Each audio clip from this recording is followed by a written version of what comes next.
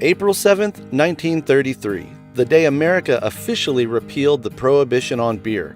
Though it would be another 8 months before prohibition on all types of alcohol was repealed, April 7th is a key date in the history of our American brewing industry. Every year, Summit Brewing Company celebrates this important date by working with different local artists to tell the story of prohibition and its repeal through a unique Repeal Day poster. This year, Summit is proud to present a poster from Not Swords, a Twin Cities printing collective featuring Carl Ingebretson and Nate Christofferson. When Nate and I thought about how we do a Repeal Day poster, we tried to think of ways to use the tools that were available at the time of Prohibition, or at least the earlier heydays when breweries were numerous in America and really strong, but also lay it out in a more contemporary finished poster. So the poster we created, or we ended up creating, is not something you'd see 100 years ago. It's really something that you only see today with this kind of rebirth of letterpress printing that's happening in America right now. We tried to illustrate an essential part of the brewing industry that isn't necessarily as obvious. You usually see hops and barley and rarely yeast, but that beer always needs to get somewhere and someone needs to bring it. And Nate came up with the idea of illustrating a variety of trucks from different eras. The woodcut illustration style that he likes to work in really helped create this quaint but honest and interesting style that all the trucks appear in. The truck, to me, is, well, it's fun to do. that's the, I like doing trucks, so that was I always approach everything with like, well, would this be awesome to do? So that's the first part, and then the idea of the timeline is just then, because a truck is very iconic to the time period that it was created in, it really gives this nice story of how time passed. And then paired with the story of how many breweries are there, I think that's a really, it does a nice job of talking about, what was brewing in the United States. So when you're looking at this poster, what you're seeing is a poster where Carl and my hands have really been in every part of this process. So there's a green layer, which is primarily type, and that's lead type. That was hand set. Then there's a dark, it's like a blue-black layer. That layer is wood. What I would call puzzles is what they are. They're end grain wood blocks of red oak. Then there's a embossed layer, which is also lead type for the Prohibition section. And then finally there's the logo for Summit, which is a photopolymer plate. That's the only part of this process that involved the computer. This particular process is done with a very thin blade on a upright jigsaw. And what I find interesting about it is that it's a very precise tool, but you're working in wood with a saw. So there's this wrestling that still happens with the saw when you're cutting it, and you get into these teeny tiny little pieces, because every piece almost in that there is a little bit of actual engraving in there in some places, but really almost all the pieces in there are cut as little pieces that move, and they're individual.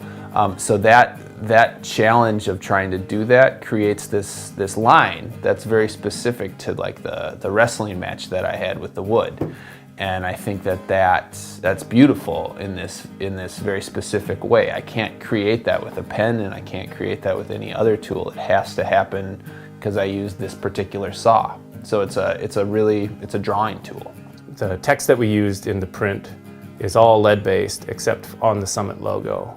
And we used Minnesota Center for Book Art's lead archive of type to find a variety of styles that matched what we wanted to get across. For the Prohibition section on the poster, I tried to match headline fonts that I found, looking back at Prohibition repealed from the headlines of the newspapers of the time. For the rest of it, I wanted a big but clear, easy to read typeface that was still interesting and not too generic. And we ended up using Craw Modern, which is a really wide typeface, has really unique character, looks good, really big and really small. All the lead type gets really pushed into the paper, and it's this aesthetic that you really can't get unless you're using lead type. You can almost get there with a photopolymer plate like what we printed the Summit logo in, but the metal casting gives this really subtle texture to the type after it's pressed into the paper, and it is, if you pay attention to it, it's one of the most beautiful ways to read words. The Brewers Association put out some really good statistics in 2013, and either they or someone else illustrated kind of the rise and significant fall, and then again the rise of breweries that were functioning in the United States. And that really hit home for me. We really like the idea of showing that breweries are back on the upswing, that the large-scale breweries are still around, but there's this wealth of new blood coming up around them, and it's not slowing down. There's an aesthetic thing about these old machines, right? They're from an era before there was like industrial design and the way there is now, and they have this utilitarian, heavy feel to them, and there's a sound, there's the sound of the metal clanking as you roll the press, and the way that the rollers kind of move between each other, and there's this hiss that happens with the ink. When Nate and I work on the letterpress, we go into it knowing that it's not necessarily easy. Letterpress was around for a long time because it was the best way to get things done in an efficient manner.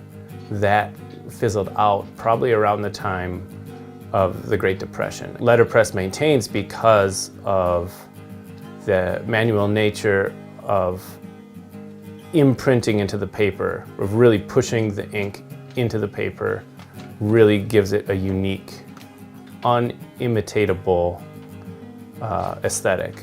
The whole idea of working by hand is that you have imperfections, and that's the point. So it's an interesting thing to think about. You're setting up a process that's going to have imperfections from one to the other, and that's beautiful. So in printing this piece, there are some imperfections, and that's maybe not the right word, but there's some variation. That imperfection to me is about warmth and about a human working on this thing. That's an intentional choice for us. We're not using the letterpress like people in early 20th century used the letterpress, because they were more interested in getting something done. We're using it to capitalize on how we can manipulate the press to get new and unique approaches to illustrations or designs or the combination of them. And we really want to create an interesting texture that you really can't duplicate on a computer. And so printmaking for me, like that, the work we're doing is an opportunity to really, when we work with our hands and we work with these authentic materials like lead type and wood, and we're carving stuff and we're laying it out, we're just really we're creating something that's more authentically us, that really speaks to us and has a signature of us in it. So when you get this poster, it really is like Carl and me. Everything about it is Carl and me setting it up and laying it out. None of it, like there's so little in there that doesn't have our hands on it, which I think is really special. Summit is proud to present the 2014 Repeal Day Poster by Not Swords, celebrating 81 years of American beer. You can buy the poster in person at the Summit Brewery gift shop or online at summitbrewing.com. You can also meet the poster artists, Carl and Nate, at the Repeal Day Poster event at the brewery during beer hall hours on April 5th. See summitbrewing.com/happenings for more information on that event. Cheers to 81 years of beer.